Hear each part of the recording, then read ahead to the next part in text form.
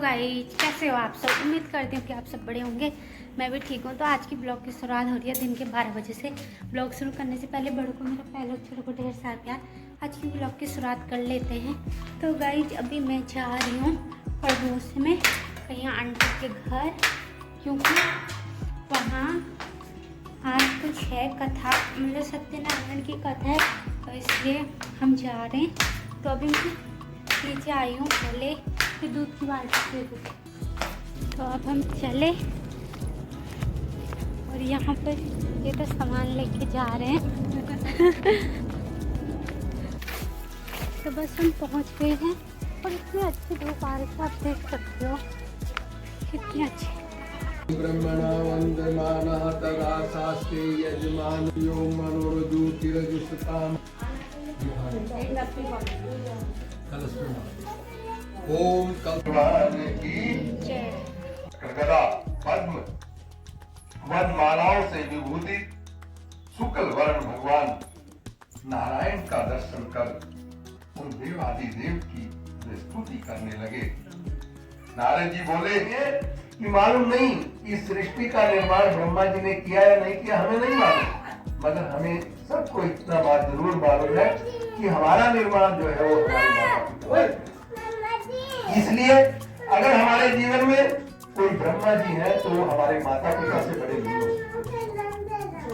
मालूम नहीं कि विष्णु भगवान पालन पोषण करते या नहीं करते, मगर हमारे माता पिता ने हमारे पालन पोषण में कभी कमी नहीं आने दी।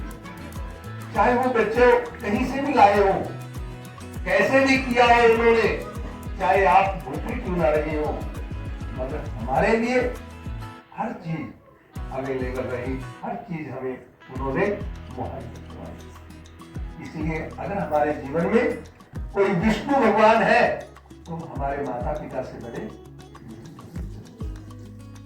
मालूम नहीं बच्चों कि शंकर भगवान दोष दुर्गुणों का निवारण करते हैं या नहीं करते, हमें नहीं मालूम, मगर इतना हमें जरूर मालूम है कि जब तक हम अपने माता पिता के आंचल की छाया में रहे, हमारे अंदर कोई भी बुराई नहीं आने दी।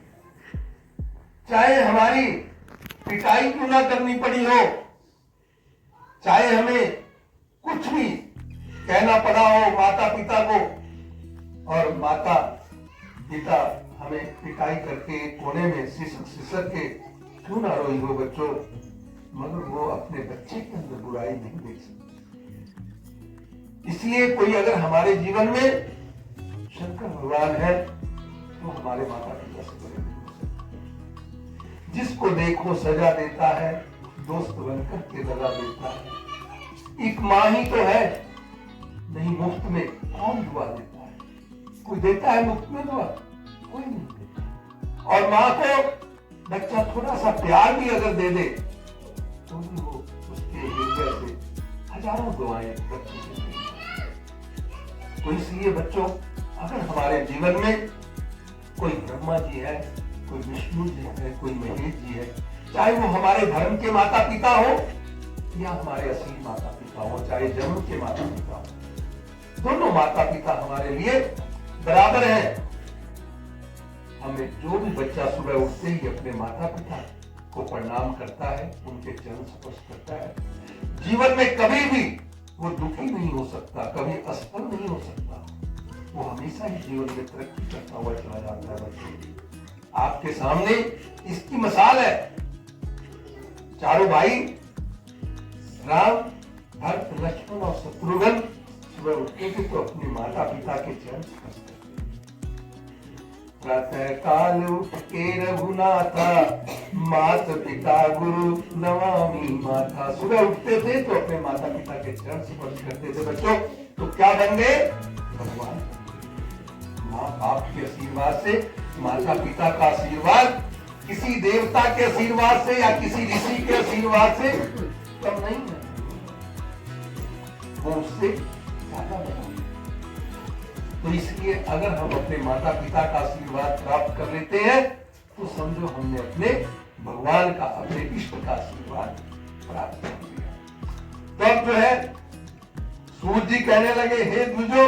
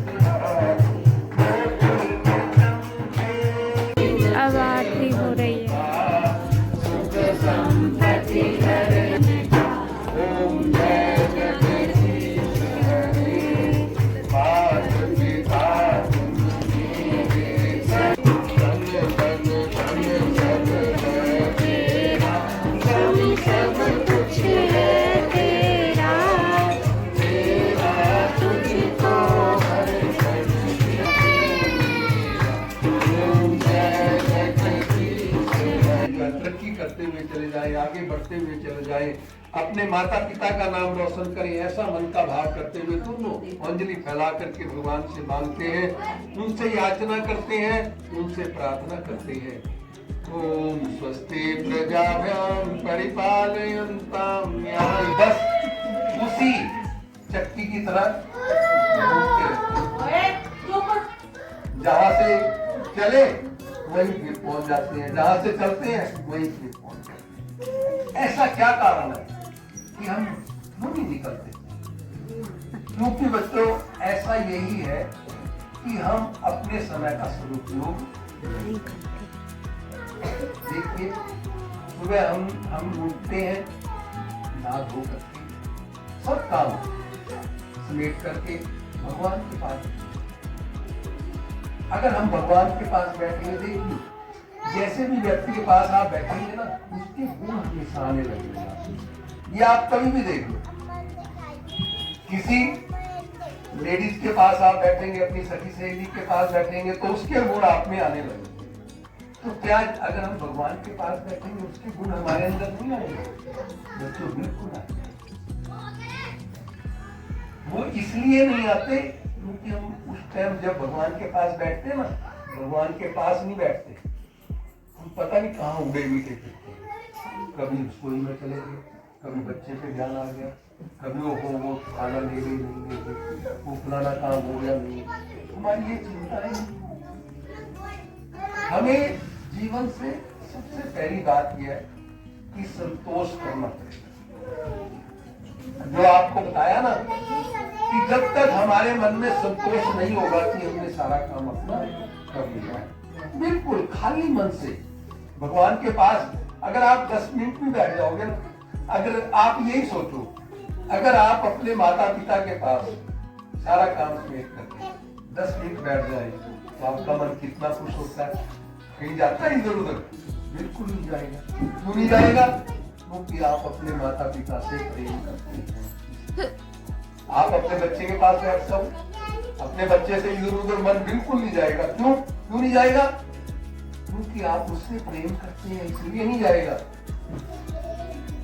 इसलिए नहीं कि भाई वो भगवान है, और भगवान को हम सिर्फ यही सोचते हैं कि कुछ 10 रुपए का प्रसाद खिला दिया या व्रत रख लिया तो भगवान हमें कुछ नहीं देने वाले।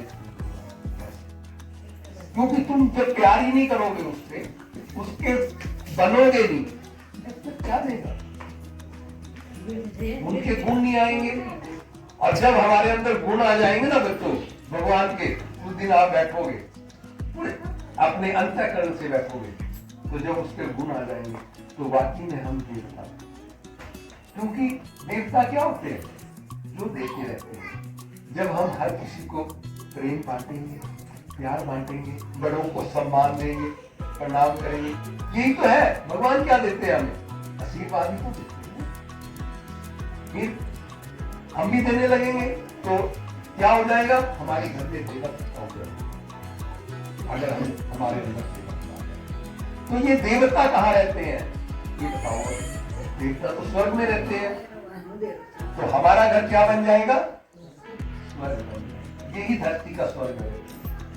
अगर हमारा परिवार में विश्वास नहीं है किसी पे, तो इसका मतलब हम कहीं ना कहीं कोई ना कोई कुछ ना कुछ खो रहे अपने जीवन। हमें एक दूसरे पर इतना विश्वास होना चाहिए, इतना भरोसा होना चाहिए जितना हम अपने भगवान पे। हर चीज अगर हमें अपने परिवार पे, अपने पति पे विश्वास होगा तो बच्चों हमारा घर जो है वो स्वर्ग जैसा बन जाएगा। और जब तक हमारे मन में कोई तूफान चलेगा, कर्मश कसाय होंगे, दुर्गुण होंगे हमारे अंदर, तो हमारा घर जो है महाभारत बनता हुआ कलह कलेश बढ़ता हुआ जाएगा। तो कलह कलेश को निपटाने के लिए सिर्फ एक ही है बच्चों कि हमें अपने घर में हर व्यक्ति के ऊपर विश्वास होना चाहिए। अगर कहीं किसी में कोई बुराई है तो अपनी आध्यात्मिक शक्ति के द्वारा उसको हमें दूर करना चाहिए। अगर आप कुछ दिन भी उनको खाना खाने से पहले, खाना बनाते हुए गायत्री मंत्र बोलते हुए चले जाएंगे ना, उसके दोष दूर अच्छी बुद्धि तो मक्खी मच्छर के पास भी है। थोड़ा सा आप इधर नजर हुई नहीं है, काट के चला जाता है खून पी के। तो इसलिए जो है अच्छी यही है बच्चों। देखिए भगवान के पास जब आप आज बैठे हैं इतनी देर, अगर आप में कोई परिवर्तन ना आया तो इसका कोई फायदा नहीं मिलेगा। मेरा भी फायदा नहीं मिला। मैं इतनी दूर से आया, 50 किलोमीटर से चलकर चंडीगढ़ से यहाँ आपके बीच में आपको बताने के लिए है, और ना ही मेरा कुछ भला होगा, क्योंकि अगर आप में कोई अच्छे संस्कार नहीं आए तो मेरा आने का भी कोई फायदा नहीं, मेरे तप करने का कोई फायदा नहीं, इतनी दूर से आने बताने का कोई फायदा नहीं। तो बच्चों इसलिए हमारे घर में मैंने जो पहले बताया था आपको कि शिक्षा के साथ संस्कार बहुत जरूरी है और व्यापार के साथ व्यवहार बहुत जरूरी है। चाहे हम सर्विस करते हैं, चाहे कुछ भी करते हैं, अगर हमारा व्यवहार अच्छा नहीं है तो हम सफल नहीं होंगे। आपको तो इतना भी नहीं पता, वो आप जाते ही नहीं वहां। जब जब जब बुझाया जाता है दीपक, जब अग्नि दे देते हैं मरे हुए को, हम अपने बच्चे के जन्मदिन पे दीपक बुझा रहे हैं, अगरबत्ती बुझा रहे हैं, वहां पे मोमबत्ती बुझा रहे हैं। क्यों? अगर वो जलती रहे तो क्या दुख है उसका?